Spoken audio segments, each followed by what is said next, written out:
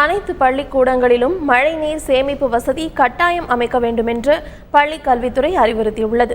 இது தொடர்பாக பள்ளி கல்வித்துறை வெளியிட்டுள்ள சுற்றறிக்கையில், முதலமைச்சர் ஜெயலலிதா உத்தரவுப்படி அனைத்து பள்ளிக்கூடங்களிலும் மழைநீர் சேமிப்பு வசதி கட்டாயம் அமைக்க வேண்டும் என்றும், மழைநீர் சேகரிப்பு கட்டுமானம் இல்லாத பள்ளிகளில் 30ஆம் தேதிக்குள் கட்டுமான பணியை முடித்திட நடவடிக்கை எடுக்க வேண்டும் என்றும் அதில் தெரிவிக்கப்பட்டுள்ளது.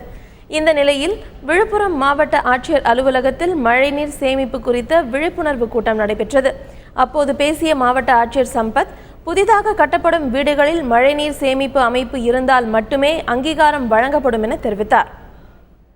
விழுப்புரம் மாவட்டத்தில் உள்ள பொதுமக்களுக்கு ஒரு வேண்டுகோள்: எந்த கட்டிடம் கட்ட விரும்பினாலும் அவர்கள் மழைநீர் சேகரிப்பை ஒரு அமைப்பாக ஏற்படுத்தி கொண்டு அந்த கட்டிடங்களுக்கு அனுமதி வழங்க கேட்டுக்கொள்ளப்படுகிறார்கள்.